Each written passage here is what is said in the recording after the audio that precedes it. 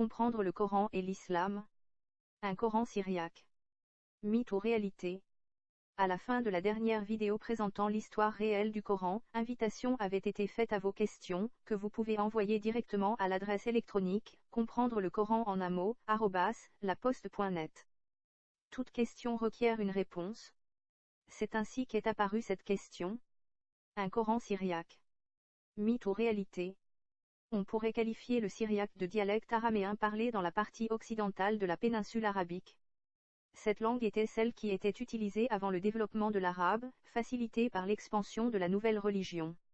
Le système d'écriture arabe est une adaptation du script nabatéen qui est lui-même une évolution du système d'écriture araméen.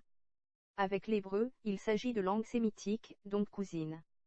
Il était habituel de n'écrire que les consonnes, le lecteur ajoutant les voyelles en fonction du contexte et de la signification du texte. Dans certains cas, l'adjonction de diverses voyelles pouvait donner des significations différentes à la phrase. Ce fait explique l'ambiguïté du texte coranique. De surcroît, le texte coranique était initialement dépourvu de points diacritiques, indispensables pour certifier les consonnes utilisées. La tradition musulmane affirme qu'ils n'ont pas été utilisés parce qu'ils n'existaient pas encore. Le document provenant d'Égypte nommé Perf 558 atteste que cette affirmation est fausse. Ce document daté du 25 avril 643 du calendrier julien est conservé dans la collection Erzherzog-Rainer à Vienne. Les points diacritiques ont été utilisés pour lever les ambiguïtés. Dès lors, on ne peut que conclure que la réalisation d'un texte coranique ambigu était une volonté manifeste de ses auteurs. Ces ambiguïtés ont été levées par la tradition musulmane qui a ajouté tous les points diacritiques ainsi que les voyelles. Ce texte devenait lisible pour toute personne lisant l'arabe. Nous avons pu déduire, entre autres de par certaines erreurs manifestes, que les auteurs de cette vocalisation et de ces ajouts de points diacritiques n'ont pas été aidés par les religieux qui connaissaient ce texte. Cette absence d'aide montre que le but de la tradition musulmane n'était pas de rendre ce texte lisible pour tous, mais de trahir son sens au profit des volontés politiques du donneur d'ordre, le calife. Il y a donc eu absence totale de bonne foi et de volonté de rétablissement du texte originel et réel.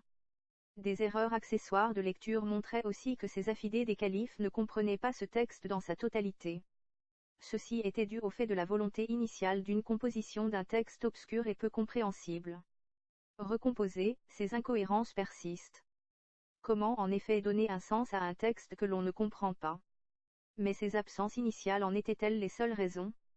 Pour répondre à cette question, il faut bien sûr retourner à l'origine de ce texte, et à la volonté de ses auteurs originels. Ce texte devenu ultérieurement musulman regorge de judaïsme, complété par quelques aspects de christianisme.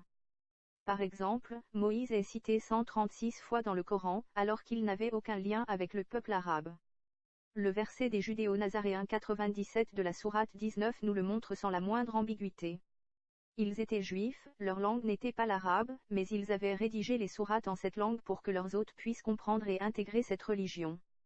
Nous l'avons rendu aisé en ta langue, afin que tu fasses par lui la bonne annonce aux craignants Dieu, et que tu avertisses des gens irréductibles. Le but était prosélyte et voulait l'intégration des Arabes. Dès lors, la logique voudrait que ce texte ait été pensé en araméen, ou plus précisément dans le dialecte local syriaque, mais rédigé en arabe. En toute cohérence, des traces de syriaque dans le vocabulaire ou dans les expressions utilisées devraient ainsi pouvoir être retrouvées. Le frère Bruno Bonnet-Aymar affirme réaliser une exégèse scientifique du Coran. Il a en effet compris que la sira et les hadiths sont des intrus, des ajouts ultérieurs qui empêchent de comprendre la vraie nature et la signification originelle du texte. Il pense ainsi pouvoir percevoir l'origine réelle, et, à travers cela, l'islam. Ses travaux sont intéressants de par leur méthode, et de certains de ses constats. Il montre clairement quelle est la démarche, la méthode à suivre. Mais ses travaux sont en partie un échec pour différentes raisons. Il n'a pas compris qu'il n'y a pas un auteur du Coran, mais deux groupes opposés, exposant ainsi leurs contradictions. Il parle toujours de « l'auteur du Coran ». Cette expression est absurde.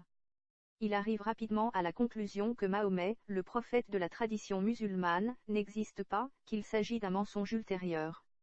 Mais il maintient la période traditionnelle de la révélation musulmane, et ne perçoit pas que ces deux éléments sont liés. Il n'a pas perçu que les falsifications concernaient aussi l'histoire même de la région.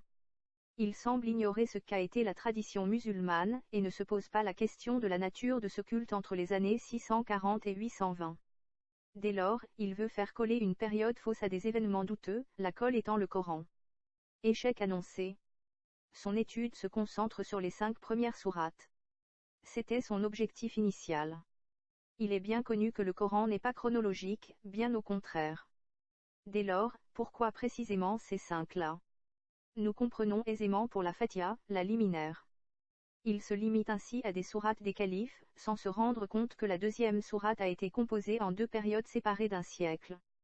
S'il avait réellement voulu comprendre la théologie, n'aurait-il pas dû étudier les textes des religieux?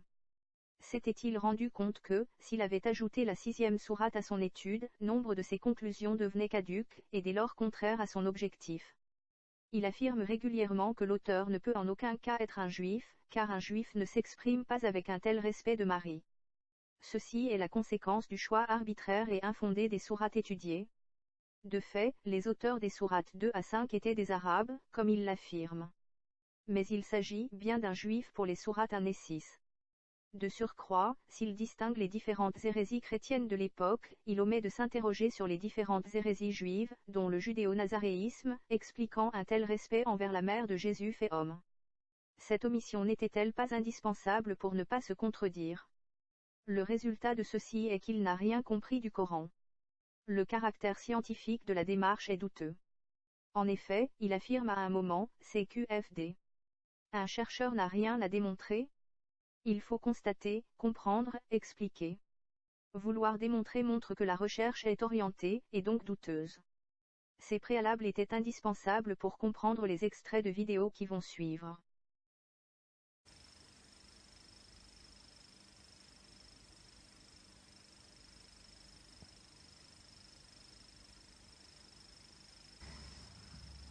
En quoi consiste ce caractère scientifique? C'est-à-dire que, pour la première fois, nous sortons d'un cercle vicieux. Et qu'y a-t-il de plus anti-scientifique qu'un cercle vicieux?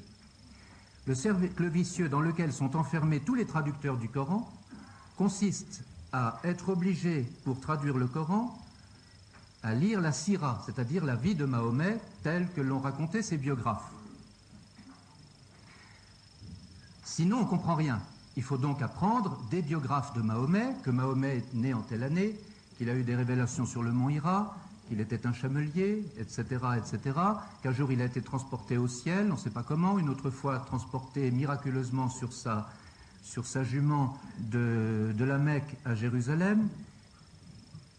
Tout cela, raconté par les biographes, permet, quand on lit le Coran, quand on traduit le Coran ensuite, le Coran qui en lui-même est inintelligible, pour vous en assurer, vous pouvez prendre n'importe quelle traduction que vous achèterez quelque part, quelques traductions officielles, vous verrez des ruptures de sens continuelles, on ne comprend pas ce que ça veut dire. Il faut toutes les explications des commentateurs qui vous racontent toutes les histoires qu'il y a autour, qui vous disent que ça c'est une révélation qui a eu lieu en 627, qu'il faut détacher des versets précédents et qui n'a rien à voir avec le verset précédent ni avec le verset suivant, qui ne sont pas de la même date, etc. Il faut toute cette reconstitution-là, ce qui fait qu'au bout de 10 pages, le livre vous tombe des mains pour pouvoir suivre. Donc, le Coran, la traduction officielle du Coran dépend de la sira, c'est-à-dire de la biographie de Mahomet. Mais la biographie de Mahomet, de quoi dépend-elle? Elle dépend du Coran. Donc vous voyez, c'est le serpent qui se mord la queue. Ça, personne ne vous le dira.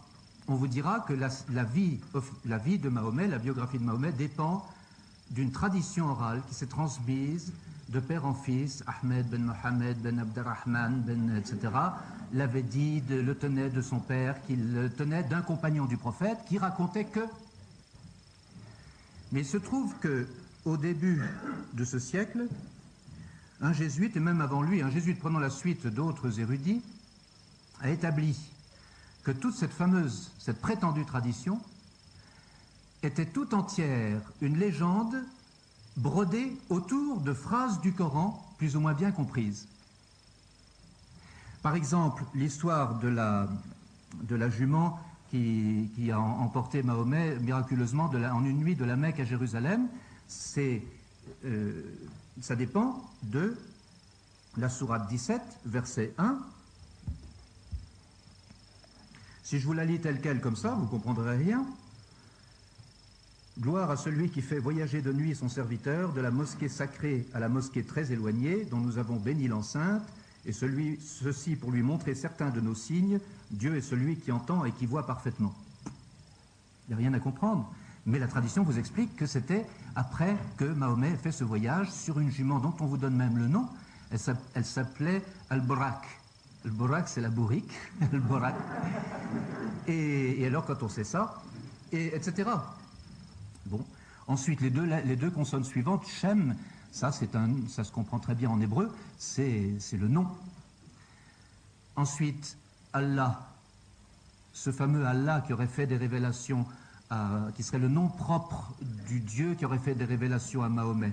En fait, on reconnaît l'article Al et puis Elah, c'est le nom commun de Dieu dans toutes les langues sémitiques, dans tout le panthéon sémitique et en particulier dans la Bible. Eloha dans la Bible en hébreu, Elah en araméen, et là la transposition vient directement de l'araméen, c'est de l'araméen décalqué. C'est le Dieu, il faut traduire le Dieu. C'est pas Allah qui serait un nouveau Dieu qui serait apparu à Mahomet, c'est le Dieu. Et ensuite, Rahmani, Rahimi, ce sont deux mots qui se reconnaissent très bien, surtout si on leur enlève les voyelles, on les reconnaît beaucoup mieux, parce que l'un est un mot araméen, qui veut dire le miséricordieux, et Rahum ou Rahim, c'est une question de vocalisation, mais c'est le même mot, c'est la transposition du mot, de la définition même de Yahvé dans le livre de l'Exode, c'est le Dieu c'est la définition du Dieu de Moïse. Et donc, quand l'auteur appelle cela le Dieu, Allah, ça veut dire le Dieu par excellence, le seul qui existe, c'est celui qui s'est révélé à Moïse, c'est le Dieu de Moïse. Nek est une prière juive, ce sont des mots juifs, et vous voyez, rien que dans la formule Rahmani, Rahimi, il y a un mot araméen et un mot hébreu, côte à côte. C'est un sabir, c'est un mélange d'araméen et d'hébreu. Du moins, semble-t-il, et en tout cas, pour la sourate 1, c'est incontestable. Et alors, Dieu continue à parler avec Abraham, c'est très intéressant, on suit le parallèle, soit avec la Bible, c'est quand même un peu compliqué, soit avec la Bible, soit avec le Targum de la Bible, c'est-à-dire la traduction du texte original hébreu en araméen. Pourquoi est-ce que je vous dis ça? C'est parce que nous en arrivons au passage capital, verset 131, lorsque Dieu lui dit « Aslim ». Et c'est selon un montage imaginé par notre Père, qui de fait dit tout, que nous avons reproduit en page de couverture. C'est là que vous avez cette fameuse parole de Dieu dit à Abraham, Aslim. Toutes les traductions officielles du Coran vous traduisent cela par sois soumis. Parce que Aslim est dérivé d'une racine, donc toujours la même racine, de Shalam, mais que l'islam c'est la religion de la soumission, que le musulman c'est celui qui est soumis à Dieu, selon l'explication officielle, et donc muslimoun, vous comprenez que ça dépend aussi de la même racine, le musulman, celui qui est soumis, donc Dieu lui dit sois soumis. Selon toute cette tradition musulmane. Mais moi qui ne m'occupe pas de tout ça, Aslim, je cherche pourquoi est-ce qu'il a écrit ce mot Aslim à cet endroit-là, alors que Dieu dit à Abraham dans la Bible hébraïque d'être Tamim. Et pour l'instant, je suis dans l'hébreu là, et d'être Tamim, donc Tamim, Aslim, ça n'a rien à voir. Puis je vais voir le Targum, et je vois qu'en araméen, Tamim, ça se traduit par Shalim. Shalim, être parfait. Être parfait, et donc il est absolument certain, rien que par la couverture, là, si vous avez bien compris ce petit montage que nous avons fait sur la couverture, vous avez déjà la clé de tout ce que je suis en train de vous expliquer. Dieu dit à Abraham, non pas sois soumis, mais sois parfait, exactement comme dans la Bible, marche en ma présence et sois parfait. Et muslim, ça veut dire, musulman, ça veut dire être parfait. Et Abraham lui répond, aslamtu, je suis parfait, et mes enfants seront parfaits, muslimoun, etc. Et nous avons la clé, là, et le mot islam, ça veut dire perfection. La définition de cette religion nouvelle que l'auteur est en train de nous inventer, non pas de nous inventer, de nous tirer de la Bible, pour réconcilier les juifs et les chrétiens, c'est l'islam, c'est la religion parfaite. Ce qu'il fallait démontrer. Ensuite, le chapitre de la guerre sainte, qui est d'une actualité. Combattez, Qatilou, dans le sentier du Dieu, ceux qui vous combattent. Yukatilunakum. C'est l'araméen katal, qui veut dire tuer.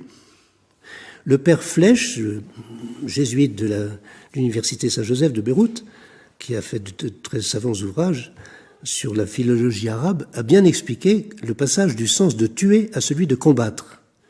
par un allongement vocalique interne. Explication, comme habituellement on ne tue pas quelqu'un du premier coup, la lutte s'ensuit immédiatement, d'où la signification courante de combattre avec quelqu'un. Selon un autre auteur, Christoph Luxemburg, un chrétien oriental d'Irak enseignant en Allemagne, à l'origine, le dôme du rocher était un sanctuaire chrétien. Ça, il fallait en avoir l'idée. Gnilka, lui, va jusqu'à penser que le dôme du rocher forme avec la mosquée El-Aqsa, donc l'autre, la deuxième mosquée de l'Esplanade, que l'on voit sur toutes les photos de tous les journaux en ce moment, puisque c'est l'objet de la bagarre entre les Juifs et les Arabes à Jérusalem. Eh bien, Gnilka, lui, pense que le dôme du rocher forme avec la mosquée Al-Aqsa un ensemble imitant la basilique constantinienne du Saint-Sépulcre. En effet, celle-ci comportait aussi deux bâtiments, une rotonde sur la tombe du Christ et la grande basilique. Les deux édifices étaient séparés l'un de l'autre par une cour entourée de portiques de la même manière, et il s'avère que le dôme du rocher a pris la rotonde de la basilique du Saint-Sépulcre pour modèle. Dans quel dessein ? À l'honneur du Christ ou dans un dessein antichrist ? Gnilka examine les inscriptions qui donnent au dôme du rocher son caractère musulman. Plus de 100 ont été apposées au cours des siècles. 4 d'entre elles, qui viennent du temps d'Abdelmalik, le bâtisseur de la dernière décennie du 7e siècle, ont un intérêt particulier. Elles se trouvent à l'intérieur de l'édifice, sur les faces externes et internes des arcades, aux portes orientales et septentrionales, et forment une frise en mosaïque d'une longueur d'environ 240 mètres. Que disent ces inscriptions ? Elles proclament l'unicité de Dieu dans des termes que nous retrouvons dans le Coran, mais aussi bien dans la Bible. Et ça, nous l'avons montré abondamment dans notre traduction du verset 255 de la sourate 2, dit verset du trône, qui est précisément cité dans l'inscription de la porte nord. Le Dieu, point de Dieu, sinon lui, le vivant, le subsistant. J'ai expliqué chacun de ces mots, qui est la transcription de la profession de foi juive, le schéma, mais aussi le vivant, par exemple, c'est le Dieu d'Élie, le subsistant, c'est le Dieu de Daniel, et finalement, l'ensemble de l'expression renvoie au Dieu d'Agar, c'est-à-dire la mère des Arabes, selon le Targum. Après sa rencontre avec l'ange de Yahvé, la servante d'Abraham, mère d'Ismaël, qui est l'ancêtre des Arabes, rendit grâce devant Yahvé, dont la parole s'était entretenue avec elle, et elle parla ainsi, « Tu es le vivant et le subsistant, qui voit et qu'on ne voit point. » L'auteur du Coran, voyez-vous, a des quantités de références sous les yeux. C'est un grand érudit, cet auteur du Coran. Et ce double vocable constitue véritablement, selon le Targum, le nom propre de Dieu apparu à Agar, mère des Arabes. Alors, et Muhammadoun, qui est Muhammadoun, Mohammed, dont il s'agit 10 fois dans les 4 inscriptions que je viens de vous décrire, dont les archéologues nous disent qu'elles proviennent de la même époque, donc de la fin du 7e siècle, et qu'elles constituent un ensemble. Normalement, Mohammed, on raconte son histoire, elle est du début du 7e siècle. On trouve son nom 10 fois dans les 4 inscriptions de la fin du siècle. Et qui désigne-t-elle ? Selon Luxemburg, le mot qualifie Jésus. Ah, ça, il fallait y penser. Dont le nom est inscrit et nommément invoqué sur la face interne des arcades. Encore faut-il traduire correctement afin de saisir tout le sens de cette christologie, mais là je retrouve dans la traduction de l'inscription qui est dans le dôme, exactement la traduction que j'ai établie dans le Coran, des paroles semblables dans le Coran. Mais cette interprétation de l'inscription suivant laquelle elle se rapporterait à Jésus, elle part d'un fait, là, beaucoup plus que d'une analyse philologique, du fait qu'au temps de la construction du dôme du rocher, à la fin du 7e siècle, l'islam n'existait pas encore. Voilà ce qu'écrit en toutes lettres cet auteur. Moi, ce que je me tue à dire dans mes livres depuis déjà, dans le premier tome apparu, je ne sais plus en quelle année, en 90 peut-être bien, ou bien il m'a lu et il me copie, mais je ne crois pas, ou bien nos recherches convergent, c'est encore plus démonstratif, c'est encore plus fort. Et de fait, à la fin du 7e siècle, l'islam n'existe pas. Saint Jean Damascène, qui est mort en 750, au milieu du siècle suivant, ignore les termes islam et musulman. Dans son livre sur les hérésies, dont le dernier chapitre est consacré à la 100e, il appelle la religion des Ismaélites. Jean de Damas, sans doute le premier théologien chrétien à se confronter à l'islam, considère celui-ci comme une hérésie chrétienne. C'est donc saint Jean de Damas qui avait raison. C'est lui qui nous répond déjà à notre question, mais nous retrouvons ce qu'il disait déjà au 8e siècle avec nos propres recherches philologiques et archéologiques. Selon Luxembourg, même le Coran n'existait pas encore au temps de la construction du dôme du rocher. Alors là, je ne sais pas si j'irai jusque-là, mais si l'on trouve sur l'inscription des versets que l'on retrouve aussi dans le Coran, il faudrait les attribuer au document de base postulé par Luxembourg, apparu comme livre liturgique chrétien et rédigé dans une langue qui est un mixte d'araméen et d'arabe. Cependant, on trouve le mot islam à la fin de la dernière section de l'inscription et habituellement on le prend dans le sens de la religion musulmane. Mais là, les conclusions de Luxembourg rejoignent absolument déjà les miennes, celles que j'avais établies, parce que le mot islam ne signifie pas une religion nouvelle dans le Coran. À condition de traduire correctement, c'est la religion d'Abraham, telle qu'elle ressort du livre de la Genèse que l'auteur a sous les yeux, et où il lit que soit dans l'hébreu, soit dans le Targum araméen, Dieu dit à Abraham, « Marche en ma présence et sois parfait. » Shelim. La réponse d'Abraham, « Je suis parfait », aslam tout, dans le Coran, n'est pas dans la Bible, qui se contente de mentionner la foi d'Abraham. Abraham crut en Yahvé, qui le lui compta comme justice. Mais c'est de ce mot-là qu'est dérivé le mot islam et le mot musulman aussi. C'est de la racine shalam, commune à l'hébreu et à l'araméen, qu'est dérivé le mot islam. C'est certain, c'est évident. Désignant la justice ad-din dont est revêtu Abraham. La justice aux yeux de Dieu, c'est la perfection. Telle est la traduction de l'inscription du dôme du rocher et de la sourate 3. Donc ici, pas question d'une nouvelle religion.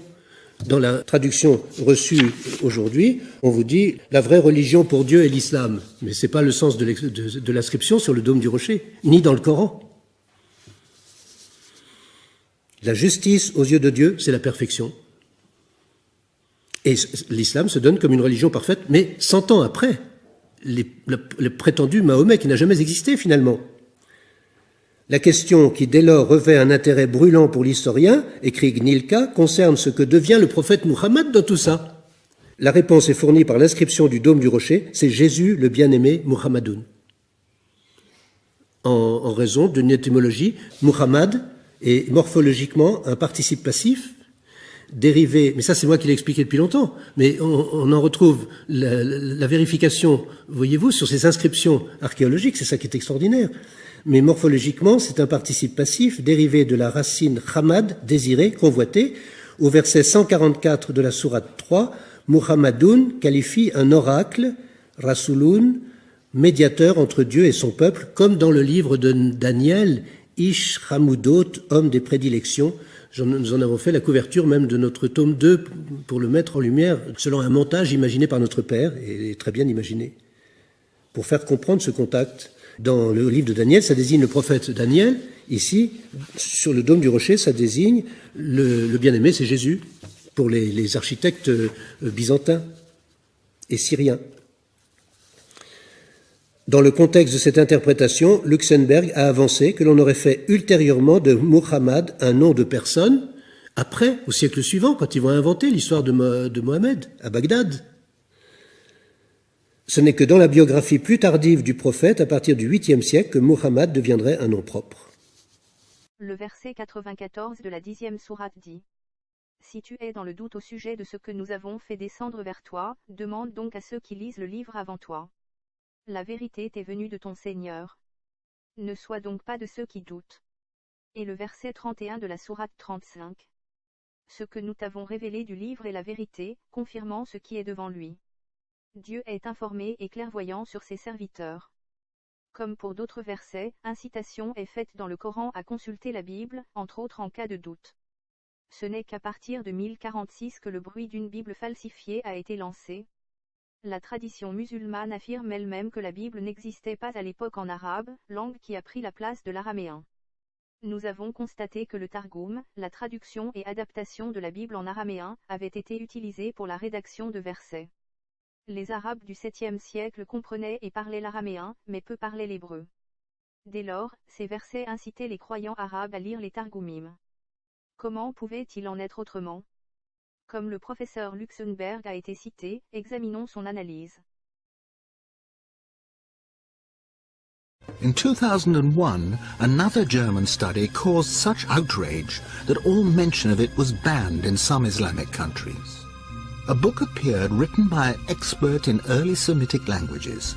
It was so controversial that the author published under a pseudonym and will only speak on condition that his identity remains concealed. So gesehen ist es unbedingt erforderlich, den Koran neu zu lesen. In order to understand it correctly, we need a fundamentally new interpretation and reading of the Quran. Dr. Markus Gross helped to translate the book from its original German into English and is willing openly to express the author's views. Es wurde schon gesagt, 20%, ich würde sagen 25%. About a quarter or a fifth of the Quran contains unintelligible words or words which don't make real sense. That number can be vastly reduced with a knowledge of Syriac to, let's say, 5%.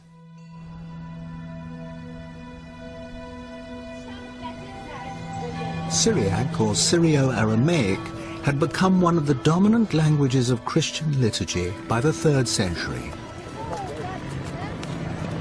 Christ spoke Aramaic, and it can still be heard in remote Christian communities like this town of Malula in Syria.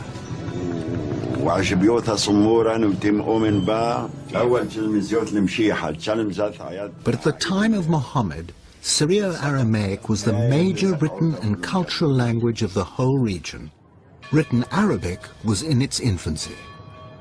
Wir haben bis zum Koran einige Inschriften. There are pre-Islamic inscriptions in Arabic, very short texts, but the first real book written in Arabic is the Quran. But you're saying the Quran is written in 2 languages. Ja, ich würde sagen, es gibt ja kaum eine Kultursprache. In many areas in the world, languages mix constantly, all the time. Muslim scholars of the past had the confidence to acknowledge foreign words in the Quran. In the 10th century, Al-Tabari, one of the most respected commentators, identified Hebrew, Latin, Greek, Persian, Abyssinian, and Syriac words. The difference, though, is that Luxemburg is claiming new meanings that have never been suggested before. How can one German professor challenge the collective judgment of more than 1 billion people, and on what basis? What method does he use? Ich bin natürlich bemüht, zunächst einmal eine arabische Lesung und eine arabische. Whenever I try to find a solution for an unclear passage, the first step is to try to find an overlooked meaning of an Arabic word which is not used today, but which can be found in old dictionaries, something that the commentators didn't consider. Only if that is not possible, I take into consideration the meaning of the root, of the corresponding root in Syriac, or a possible misreading. Misreading in this case means that the undotted text was dotted wrongly. Then there's also the possibility that a Syriac letter was by mistake written within an Arabic text. Using these methods, Luxemburg examined some of the most obscure passages of the Quran. After Mary has given birth to Jesus, in the Arabic Quran, the archangel says to her, "Be not sad, your Lord has placed a little river beneath you." In Luxemburg's version, "Be not sad, your Lord has made your delivery legitimate." And there are other highly contentious examples. God's command to a skeptic in Arabic, "Look at your food and drink, look at your ass," becomes "Look at your condition and look at your overall state." At the end of the world, the earth steps forward in Arabic. In Syriac, the earth splits open. Plausible to some, but do any of these changes affect the central precepts of Islam? Or is Luxemburg just adding a little poetic color here and there? Was soziale Gepflogenheiten angeht, wie zum Beispiel... It's certainly not key precepts like the existence of God or afterlife, which is challenged by my interpretation, but many everyday customs.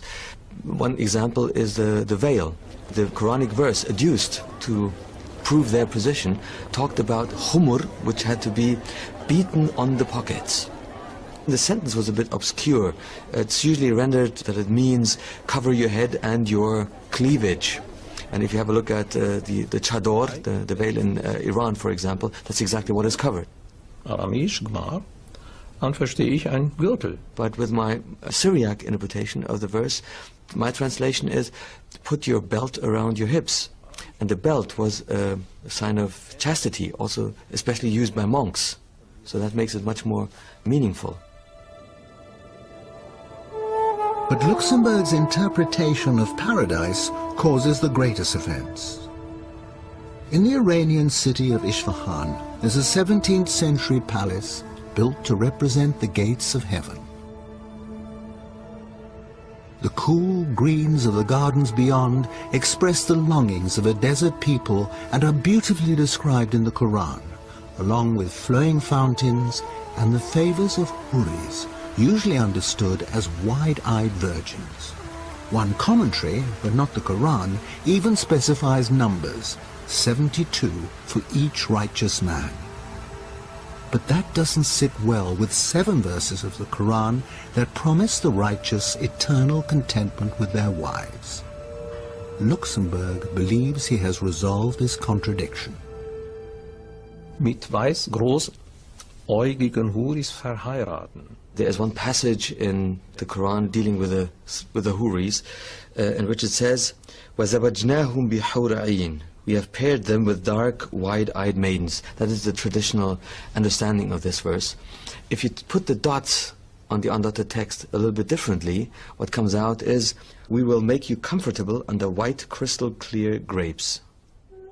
For the suicide bomber, then, not the prospect of 72 virgins in paradise, but in Luxemburg's interpretation, a modest bunch of grapes. German study, as far as I'm concerned, is very Christian-centric. It's influenced by the way Bible has been researched and put together. Bible and the Quran are not the same. It is the connection Luxemburg makes with Christian symbolism that is highly inflammatory to many, but a persuasive argument to others. This 5th century fresco in an Egyptian monastery depicts the archangels receiving souls in paradise. Each archangel holds a grape in one hand, and in the other cradles the departed souls, who are refreshed with bunches of grapes. The grape motif is repeated in the vestments of the priests of the Syrian Orthodox Church, all relating back to Christ's promise to his disciples at the Last Supper that he will not drink again of the fruit of the vine until he is reunited with them in his Father's kingdom. C'est l'analyse du grand savant allemand Christoph Luxemburg, qui vit caché sous un faux nom et sous le coup de 2 fatwas. Et je voudrais réussir à présenter sa pensée de façon claire, donc c'est pour ça que c'est assez tendu, hein, parce que si j'y parviens, ça serait vraiment un scoop. Aucun éditeur ne veut prendre ses écrits, parce qu'ils ont peur d'être plastiqués. Aucun journaliste ne veut le présenter. Alors, je vais commencer. Il faut vraiment bien se cramponner sur le Coran. Je vais commencer par prendre la sourate 97. Allez-y. Elle est intitulée Laylatul Qadr, c'est-à-dire la nuit de la destinée.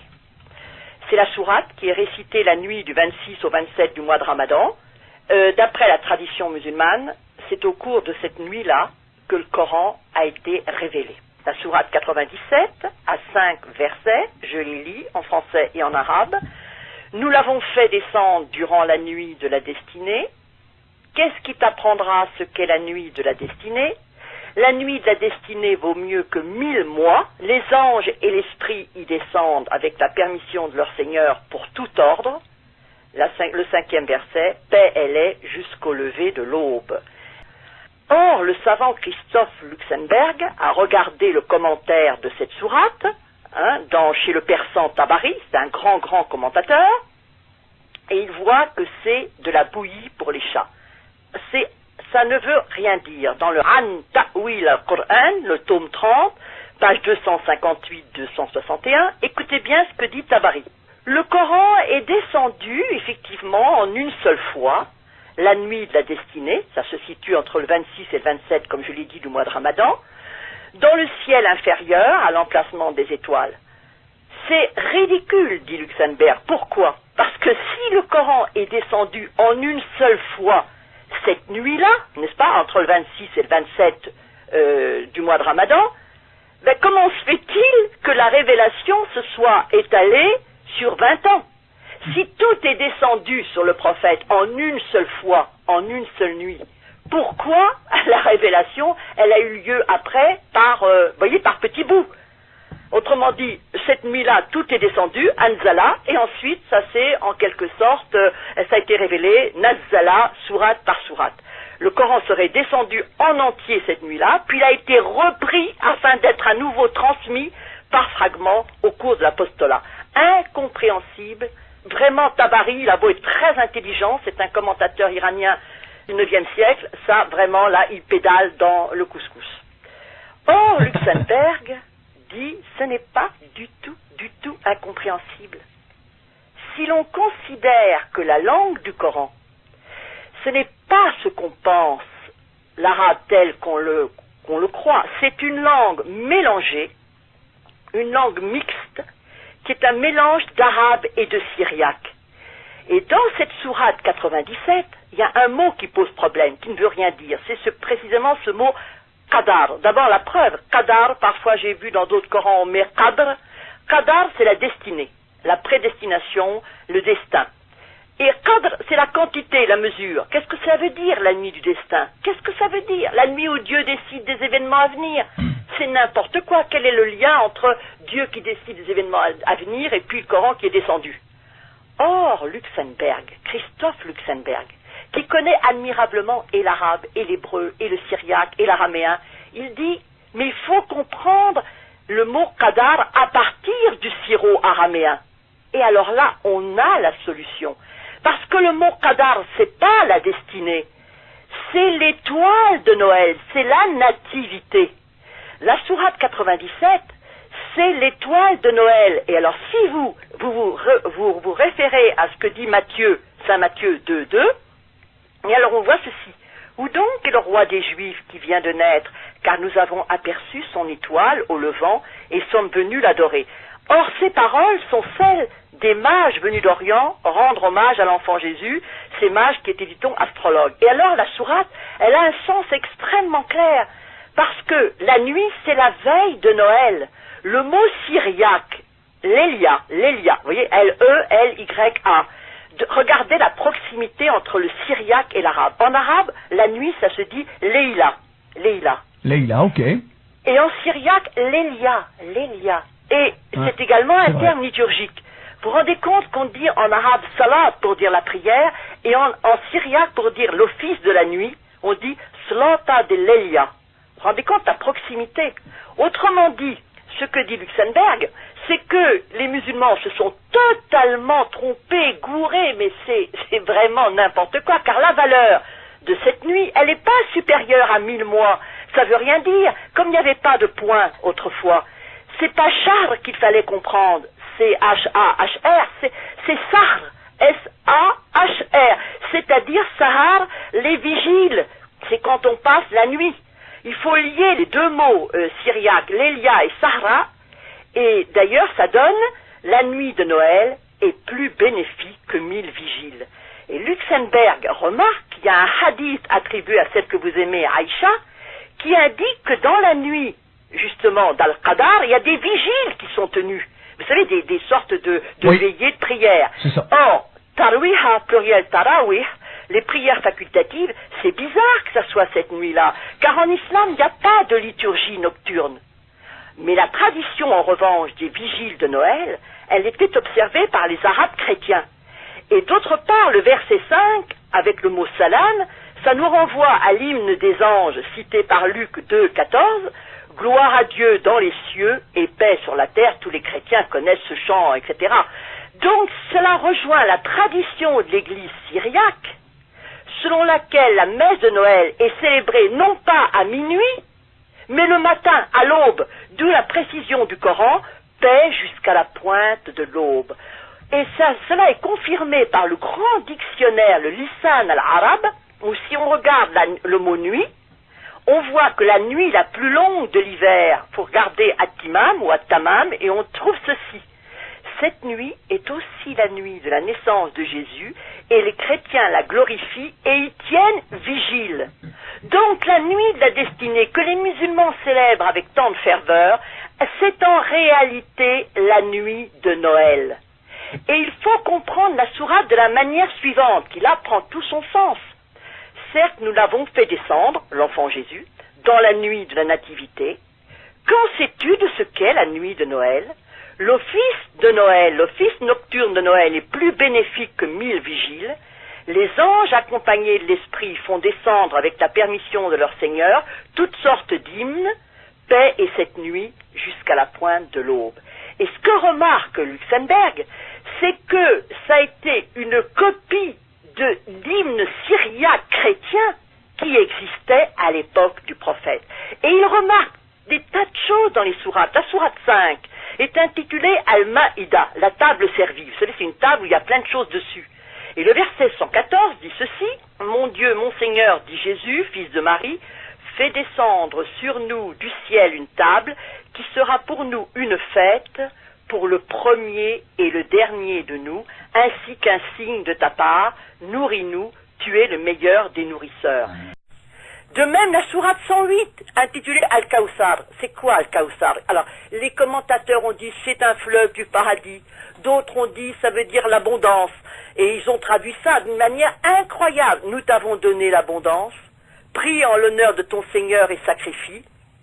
En vérité, celui qui te hait, c'est le châtré, le coupé, celui qui est impuissant. C'est n'importe quoi. Ça dit en arabe, Inna a'tainaka al-kawthar, fasalli li rabbika wanhar, inna shani'aka huwal abtar. Or, la lecture syriaque, ça rappelle la première épître de Pierre, de Saint Pierre, 5, 8, 9, où les fidèles sont exhortés à la persévérance. Ça donne ceci: nous t'avons donné la constance, prie donc ton Seigneur et persévère dans la prière, ton adversaire Satan est alors le vaincu.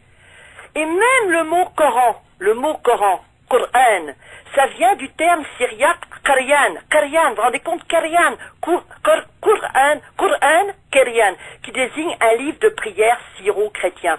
Mais il y a encore un autre exemple, encore mieux. La sourate 19, 10 de Marie, verset 24, dit ceci. Ça là, ça n'a aucun sens. L'enfant Jésus qui est né, n'est-ce pas, de l'esprit, je sais pas quoi, et puis de Marie, l'enfant qui était à ses pieds lui parla. Ne t'attriste pas. Ton Seigneur a mis à tes pieds un ruisseau. Ton Seigneur a mis à tes pieds un ruisseau. Mais on est en plein délire, c'est comme les vierges du paradis. Alors que la lecture arabo-syriaque donne ceci. Ne t'attriste pas, lui cria l'enfant. Ton Seigneur a rendu ton enfantement légitime. Ce qui est beaucoup plus compréhensible.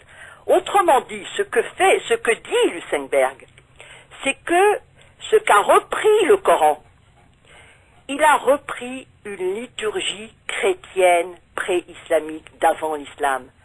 Il a repris une sorte d'hérésie, ce qu'on appelle une secte judéo-chrétienne, moitié presque juive et moitié chrétienne. Et ce qui est étrange, c'est que chez le savant Al-Yarkoubi, il dit ceci, le savant Al-Yarkoubi, il se trahit, il dit parmi les Arabes qui étaient devenus nazaréens, Al-Nasara, il y avait un groupe de Quraïsh, vous savez, de la tribu, là, prétendument à la Mecque, parmi eux, Waraqa ibn Nawfal, cousin de Khadija, elle-même nazaréenne, c'est-à-dire juivo-chrétienne, juive et chrétienne. Et alors, avec Christophe Luxembourg, c'est pour ça qu'il est l'objet de 2 fatwas de la part des musulmans, c'est tout le montage des origines de l'islam qui se trouve totalement bouleversé. Autrement dit, le Coran, c'est pas du tout une révélation originale. Ah non? Pas du tout.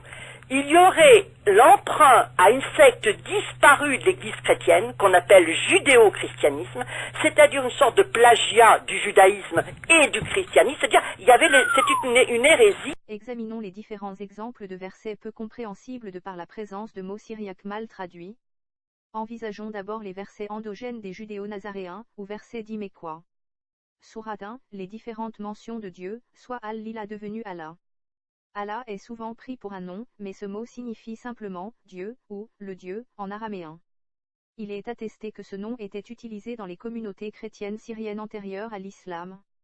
Sourate 19 verset 24. Alors, il l'a interpellée d'au-dessous d'elle. Ne t'attriste pas. Ton Seigneur a fait sous toi un ruisseau. Ce verset n'a en effet aucun sens, contrairement à « ne t'attriste pas ». Ton Seigneur a fait le fruit de ton enfantement légitime. Les musulmans se rendent compte de cette absence de sens et cherchent vainement dans d'autres langues une autre signification. Sourate 44, versets 54 et 55. C'est ainsi. Nous leur donnerons pour épouse des houris aux grands yeux. Ils y appellent, rassurés, toutes sortes de fruits. Ces houris aux grands yeux deviennent les raisins du paradis. Un commentaire s'impose.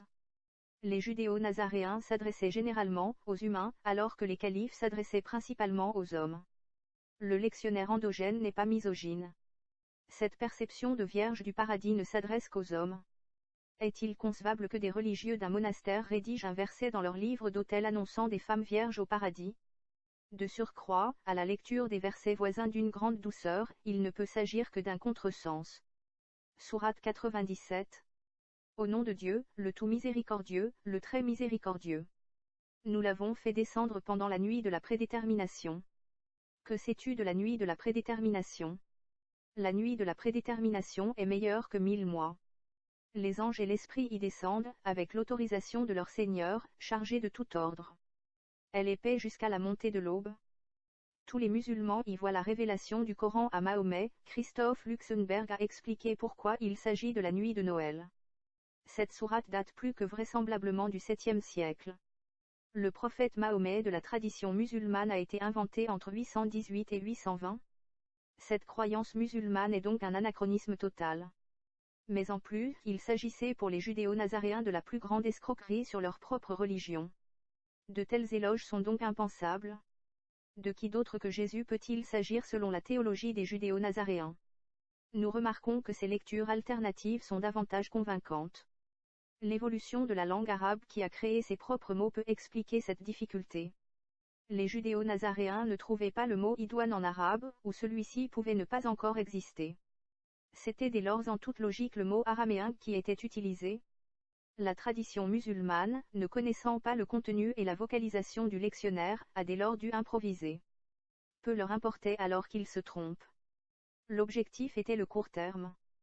Tous les mots devaient être complétés des voyelles et points diacritiques, peu importaient les carences de signification. Ces erreurs manifestes prouvent que les religieux n'ont en rien collaboré à la rédaction de la tradition musulmane, et que l'objectif de celle-ci n'était nullement religieux, mais politique. Elles prouvent ainsi la mauvaise foi, soit que la tradition musulmane doit être rejetée en totalité pour retracer l'histoire de l'islam. Malheureusement, dans les exemples cités, il n'y avait pas de versets réalisés par les califes omeyyades. Il semble vrai qu'Abd al-Malik ait voulu arabiser le pays. Dès lors, les mots araméens pouvaient être bannis. Pour les versets antérieurs, les mêmes remarques devraient s'appliquer. L'origine importait peu, contrairement à la période, soit les 150 ou 200 ans entre la rédaction de ces textes et leur décryptage. Il semble étrange que le Coran des califes abbassides contienne des mots syriaques. Mais il semble surtout inexplicable que ces mots puissent ne pas être compris, car la composition de ces textes était plus ou moins contemporaine à leur décryptage. En d'autres mots, ces scribes ne pouvaient que comprendre ce qu'ils écrivaient. Dès lors, a priori, ces affirmations de mauvaise compréhension de tels versets doivent être rejetées sans la moindre ambiguïté. Comme toujours avec l'islam et le Coran, rien n'est aussi simple. Examinons les versets cités qui ont été écrits après l'an 813. Sourate 2, verset 128. Notre Seigneur. Fais de nous des soumis à toi, et de notre descendance une nation soumise à toi. Fais-nous voir nos rituels et reviens sur nous. C'est toi le revenant, le très miséricordieux. Le verset endogène 163 de la 6e sourate dit. À lui nul associé. Voilà ce qu'il m'a été ordonné, et je suis le premier des soumis. L'auteur de ce verset ne peut pas affirmer. Je suis le premier des parfaits. La religion des judéo-nazaréens exigeait la perfection pour la soumission à Dieu. La vache, objet de moquerie envers les juifs et les chrétiens, devait être parfaite, tant pour le judaïsme que pour l'analogie avec l'agneau de Dieu parfait. Le sens parfait ou soumis doit donc être lu selon le contexte. L'islam des judéo-nazaréens, tel qu'indiqué dans leurs inscriptions du dôme du rocher, était la religion de la perfection dans le comportement pour la soumission à Dieu. Mais la perfection n'intéressait pas Al-Mamoun. Dès lors, ce sens a disparu à cette époque, et l'islam est devenu la religion de la soumission au calife sous prétexte divin. Sourate 24, verset 31. Dit aux croyantes de baisser leur regard, de garder leur sexe, de ne faire apparaître de leur ornement que ce qui est apparent et de rabattre leur voile sur leur fente. L'observation générale prévaut, cette sourate servait de code pénal d'Al-Mamoun. Cette loi devait être comprise de tous. La langue arabe avait évolué et s'était précisée. Dès lors, pourquoi introduire un mot peu compréhensible d'une langue en net déclin? Plus généralement, pour ces versets des Abbassides, il faut vérifier si le mot en question n'est pas une reprise d'un verset d'une période antérieure, ou si le contexte ne peut pas être éclairant. Une autre possibilité est que la Bible utilisée par ces scribes ait été, pour l'Ancien Testament, une traduction d'un targoum et non du texte hébreu, avec des restes de mots araméens. La moquerie peut, dans certains cas, aussi expliquer certains choix de mots. Ces explications ne valent que dans un contexte typiquement religieux, et non législatif. Dans les autres cas, l'explication syriaque ou d'erreur d'apposition de points diacritiques pour cette période abbasside doit être rejetée. Cependant, il ne faut pas perdre de vue que les dictionnaires ont été réalisés selon le Coran, et non l'inverse, comme pour tout autre texte jamais réalisé. Dès lors peut aussi être envisagée l'incompréhension ou l'erreur du rédacteur du dictionnaire. Le mot existait dans le Coran, il n'a pas été ajouté au dictionnaire ou une mauvaise explication lui a été attribuée, la signification authentique ayant finalement été oubliée, la langue évoluant encore. L'abondance d'explications disparates empêche dès lors de trouver la signification originelle du verset concerné. Où Christoph Luxemburg s'est manifestement trompé, c'est dans la perception de Muhammad. En aucun cas, il ne peut s'agir de Jésus-Christ. Cette idée entre en contradiction totale avec nombre de versets musulmans, et avec différentes inscriptions, telles celle de 637, les déprédations en Syrie des Arabes de Muhammad. Ces recherches ont cependant des conséquences inattendues. Pour mieux les percevoir, découvrons cet extrait de vidéo. Herzlich willkommen bei der Kulturzeit. Der Missbrauch des Islam für religiös motivierten Terror hat dazu geführt, dass viele Menschen den Islam pauschal für diese Gewalt verantwortlich machen und im Islam einen Angriff auf das wehrhafte Christentum sehen. Doch hat schon Geheimrat Goethe über das wahre Christentum gemeint, es sei ein Mischmasch aus Irrtum und Gewalt. Die Fundamentalisten aller Religionen wehren sich mit allen Mitteln gegen die Zweideutigkeit ihrer heiligen Texte. Wenn nun ein Forscher nach den Einflüssen auf den Koran sucht und christliche und andere Einflüsse feststellt, so hat er die Rache der Fundamentalisten zu fürchten, wie Salman Rushdie. Daher ist der Autor des Buches Die syro-aramäische Lesart des Koran im folgenden Beitrag nur als Schatten und mit entstellter Stimme zu hören. Bereits in der 2. Sure im Koran heißt es, es sei ein Buch, in dem kein Hadern und kein Zweifel enthalten ist. Daher wurde vielfach ein Verbot des Zweifels am göttlichen Ursprung dieses Buches abgeleitet. Rainer Fromm und Ahmed Senyurt über islamische Intellektuelle, die gefährliche Ansichten vertreten, und danach ein Gespräch mit dem Islamwissenschaftler Navid Kermani über Fragen des Islam. Osamas Propagandisten motivieren ihre Selbstmordkommandos mit dem Koran. Doch für die Märtyrer gibt es schlechte Neuigkeiten. Im Paradies warten keine großäugigen Jungfrauen, sondern nur weiße Weintrauben, so die neueste Koraninterpretation eines Islamforschers.